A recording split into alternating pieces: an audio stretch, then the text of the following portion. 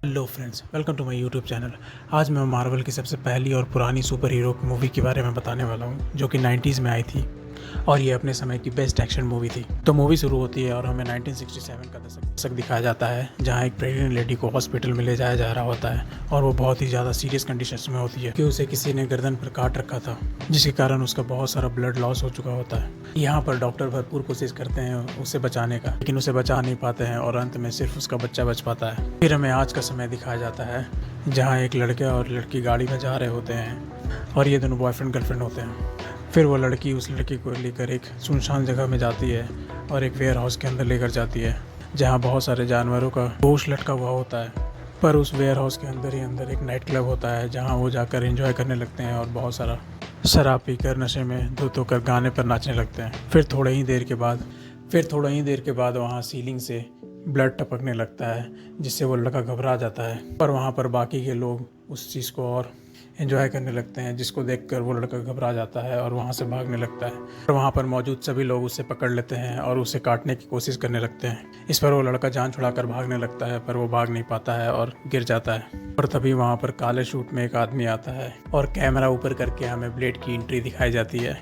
और यही इस मूवी का मेन कैरेक्टर होता है, जिसका नाम ब्लेड होता है और ये वैम्पायर का शिकार करता था।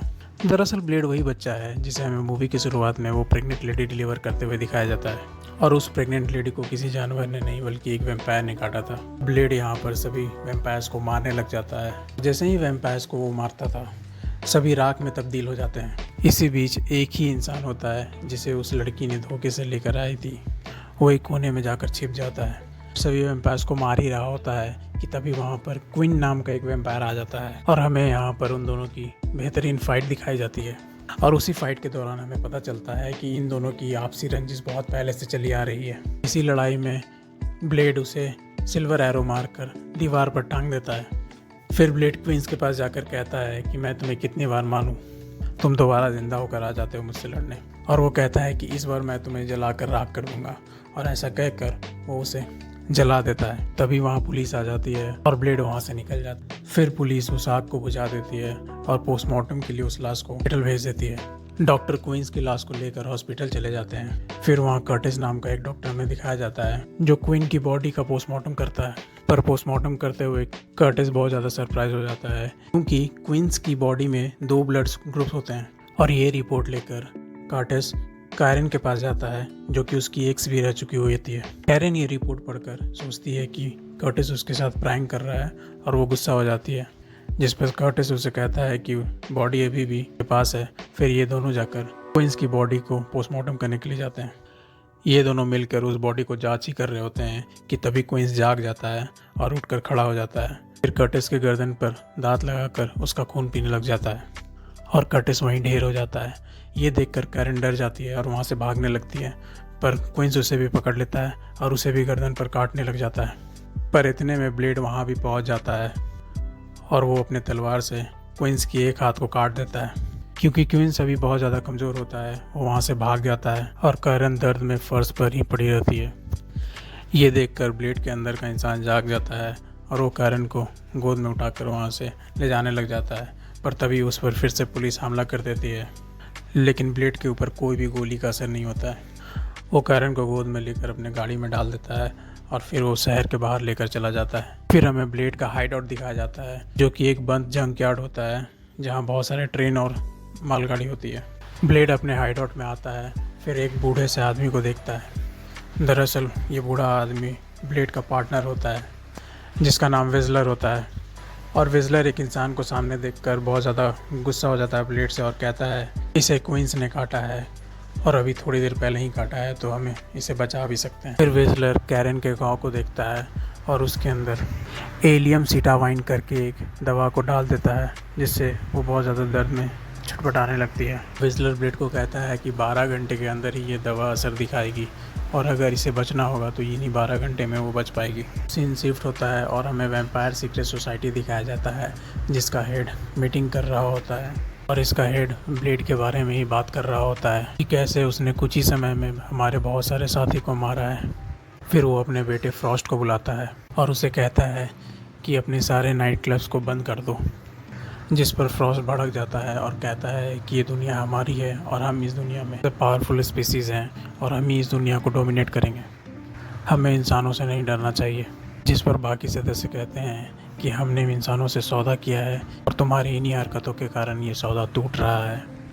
पर फ्रॉस्ट उनकी एक भी नहीं मानता है और वो वहाँ से गुस्से से चला जाता है। फिर सीन शिफ्ट होता है और हमें डॉक्टर कैरन को दिखाया जाता है, जो कि अब होश में आ चुकी होती है। वो पहले से बेहतर महसूस कर रही होती है। वो उस रूम से बाहर निकलती है और बाहर देखती है कि ब्लेड एक चेयर पर बैठा हुआ होता है और विजलर उसके गर्दन पर एक सुई लगा रहा होता है, जिससे ब्लेड को बहुत ज़्यादा दर्द होता है और वो दर्द से छटपटाने लगता है। दरअसल ब्लेड भी एक वैम्पायर होता है, लेकिन इस दवा के कारण उसे कभी भी खून की तलब नहीं होती है। इतने में ब्लेड की नज़र कैरन पे पड़ जाती है और कैरन वहाँ से डरकर भागने लगती है, पर विजलर और ब्लेड दोनों उसे पकड़ लेते हैं। ब्लेड उसे बताता है कि वो रात में घूम घूम कर वैम्पायर्स का शिकार करता है। इस पर कैरन उसका विश्वास नहीं करती है, पर ब्लेड उसे कहता है कि तुम्हें जल्द से जल्द ये शहर छोड़ना पड़ेगा, कि वैम्पायर ने तुम्हें मेरे साथ देखा हुआ है और वो तुम्हारे पीछे आएंगे और मेरे बारे में पूछेंगे। ब्लेड डॉक्टर कैरन को गाड़ी में बैठाकर उसके घर के बाहर छोड़ देता है, पर कैरन ये सारा कुछ सुनकर डर चुकी होती है और वो हर एक इंसान को शक की निगाह से देखकर घर के अंदर एंटर करती है। पर थोड़ी ही देर में वहाँ पर एक पुलिस ऑफिसर आ जाता है और वो उससे पूछताछ करने लगता है, पर कैरन उस पर भी शक करने लगती है, जिससे अपने पॉकेट से गार्लिक पेस्ट निकाल कर उसकी आंखों पर फेंक देती है और उसकी आंखें जलने लगती है। पर उसे कुछ भी नहीं होता है, जिससे वो समझ जाती है कि वो एक इंसान ही है। पर इतने में ब्लेड वहाँ पे पहुँच जाता है और वो उस पुलिस ऑफिसर को मारने लग जाता है। फिर ब्लेड बताता है कि बहुत सारे इंसान भी हैं जो वैम्पायर के लिए काम करते हैं, ये उनमें से ही है। यहाँ पर डॉक्टर कैरन को समझ में आ जाता है कि ब्लेड उसका इस्तेमाल एक चारे की तरह किया है। ब्लेड उस पुलिस ऑफिसर से जानकारी निकालने के लिए उसे पीटने लगता है और उसे पकड़कर उसके कार के पास लेकर जाता है। अब ब्लेड उसे कार की डिक्की खोलने के लिए कहता है। तो वो पुलिस ऑफिसर कार की डिक्की खोलता है तो उसके अंदर खून की थैलियाँ होती है, जिस पर वो उससे पूछता है, थैली तुम किस वैम्पायर के लिए लेकर जा रहे हो? पर कैरन उसे मारने के लिए मना करती है और इसी में मौका देखकर वो पुलिस ऑफिसर वहाँ से भाग जाता है, जिस पर ब्लेड बहुत ज़्यादा गुस्सा हो जाता है।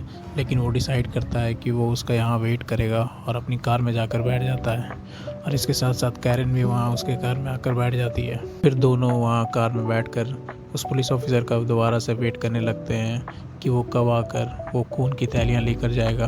सीन बदलता है और हमें फ्रॉस्ट को दिखाया जाता है, जो कि बहुत सारी प्राचीन किताबों को ट्रांसलेट कर रहा होता है कंप्यूटर की मदद से, और वो उसमें एक प्राचीन क्रिया को डिकोड करना चाह रहा था, जिससे वैम्पायर बहुत ज़्यादा शक्तिशाली हो जाते हैं और वो इस क्रिया को डिकोड करने में सफल हो जाता है। हाँ, उसे पता चलता है कि उसे 12 साफ खून वाले वैम्पायर की बलि चढ़ानी होगी, तभी खून का देवता प्रकट होगा और वो सबसे ज़्यादा शक्तिशाली वैम्पायर बन जाएगा। ब्लेड और कैरन उस पुलिस ऑफिसर का वेट कर रहे होते हैं, तभी वो लौट कर आता है अपने ब्लड बैंक को लेने। फिर वो दोनों मिलकर उस पुलिस ऑफिसर का पीछा करते हैं और वो उसी लाइब्रेरी में पहुंच जाते हैं जहाँ बहुत सारी प्राचीन किताबें रखी हुई थी। वो सारी किताबों को देख ही रहे होते हैं कि तभी वहाँ पे क्वींस दोबारा से आ जाता है और उन दोनों पे हमला कर देता है। देखते ही देखते क्वींस के बहुत सारे साथी आ जाते हैं वहाँ पर और ब्लेड को पकड़ लिया जाता है। फिर क्वींस वहाँ पर आकर उसे अपना नया हाथ दिखाता है, जो कि एक जला हुआ हाथ होता है, और वो उसी जले हुए हाथ से ब्लेड को मारने लग जाता है। ब्लेड को मारते हुए उसकी नज़र ब्लेड के कान पर पड़ती है, जहाँ ब्लेड माइक्रोफोन लगाए हुए होता है, और क्वींस तुरंत ही समझ जाता है कि उसका साथी विस्पर आसपास ही है। और तभी विस्लर वहाँ पे आ धमकता है और सभी को गन से मारने लग जाता है। मौका देखकर ब्लेड भी हाथ छुड़ा लेता है और अपने तलवार से सबको मारने लग जाता है। फिर ब्लेड डॉक्टर कैरन को लेकर वहाँ से निकल जाता है और विजलर वहाँ से निकलते समय एक बम वहाँ पर फेंक देता है, जिससे वहाँ पर बहुत बड़ा धमाका होता है और क्वींस और उसके बाकी साथी जलने लग जाते हैं और ये तीनों वहाँ से निकल जाते हैं। अब ये तीनों अपने हाइड आउट पे होते हैं, जहाँ विजलर से डॉक्टर कैरन पूछती है ब्लेड के बारे में। विजलर बताता है कि ब्लेड अपनी माँ के पेट में ही था, तभी उसकी माँ को एक वैम्पायर ने काट लिया था, जिससे उसकी माँ नहीं बच पाई, लेकिन ब्लेड बच जाता है। और क्योंकि उस वैम्पायर ने उसे नहीं काटा था, वो दिन में भी घूम सकता है और रात को भी। वैम्पायर भी है और इंसान भी।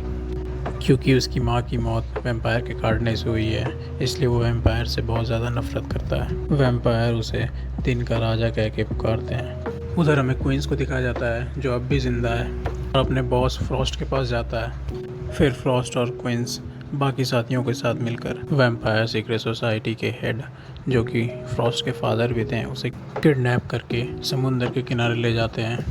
फिर फ्रॉस्ट अपने फादर के दोनों वैम्पायर दांत को निकाल लेता है और तभी सूरज की पहली किरण फ्रॉस्ट के डैड पर पड़ती है और वो वहीं पर जलने लग जाते हैं।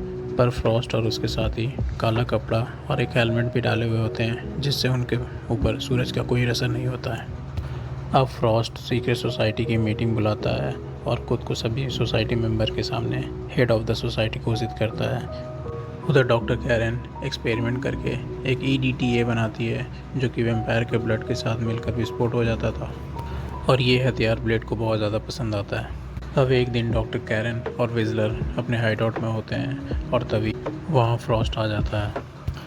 विजलर बहुत कोशिश करता है कि वो डॉक्टर कैरन को वहाँ से निकाल सके, लेकिन फ्रॉस्ट वहाँ आकर विजलर को बहुत मारता है और उसे जख्मी कर देता है। फिर सीन शिफ्ट होता है और हमें ब्लेड आते हुए दिखता है। जब ब्लेड अपने हाइडआउट पे पहुँचता है तब वहाँ विजलर जख्मी हालत में पड़ा हुआ होता है और वो ब्लेड को बताता है कि वो डॉक्टर कैरन को लेकर गया है। फिर विजलर फ्रॉस्ट का मास्टर प्लान बताता है जहाँ वो बताता है कि वो शैतान के देवता को जगाने की कोशिश कर रहा है और उसे 7 साफ खून वाले वैम्पायर का ब्लड चाहिए और ब्लेड तुम उसकी चाबी हो क्योंकि उसे एक दिन में चलने वाले वैम्पायर की भी ब्लड की ज़रूरत है। न कहकर विजलर कहता है कि तुम डॉक्टर कैरन के पीछे मत जाओ क्योंकि फ्रॉस्ट तुम्हें पकड़ लेगा और तुम्हारे ब्लड को लेकर वो शैतान के देवता को वो जगा देगा। पर विजलर की यह हालत देखकर ब्लेड आग बबूला हुआ रहता है और वो फ्रॉस्ट को मारने के लिए निकल जाता है, लेकिन निकलने से पहले वो अपने सारे हथियारों को तैयार करने लगता है। इसके साथ साथ वो डॉक्टर कैरन का बनाया हुआ वो सीरम भी रख लेता है जिसे वैम्पायर के ब्लड के साथ मिलाने पर विस्फोट हो जाता था। फिर ब्लेड अपने पूरे सूट में तैयार हो जाता है और उसी लाइब्रेरी में पहुंच जाता है जहां ये रिचुअल्स होने वाला था। फिर ब्लेड की बाकी वैम्पायर लोग के साथ ज़बरदस्त लड़ाई होती है जहां ब्लेड एक एक करके हर एक वैम्पायर को अपने तलवार से काट रहा होता है और ऐसा करते हुए वो लाइब्रेरी के अंतिम वाले रूम में पहुंचता है जहां वो अचानक से अपनी माँ को देखता है। ब्लेड की माँ अभी भी ब्लेड की उम्र की ही होती है। ब्लेड अपनी मरी हुई माँ को अपने सामने देखकर सदमे में होता ही है कि तभी पीछे से फ्रॉस्ट आकर उसे शॉक देता है और उस झटके से ब्लेड ज़मीन को गिर जाता है। तब बाकी के वैम्पायर भी उसे करंट देने लग जाते हैं। तब ब्लेड ज़मीन पर गिरे होकर भी अपनी माँ को देख रहा होता है। तब वो फ्रॉस्ट की बाहों में होती है और तब हमें बताया जाता है कि फ्रॉस्ट की गर्लफ्रेंड कोई और नहीं ब्लेड की माँ है। अब फ्रॉस्ट अपना रिचुअल करने की तैयारी करता है और वो 7 साफ खून वाले वैम्पायर को भी ले आता है जो कि सीक्रेट सोसाइटी के ही मेंबर थे।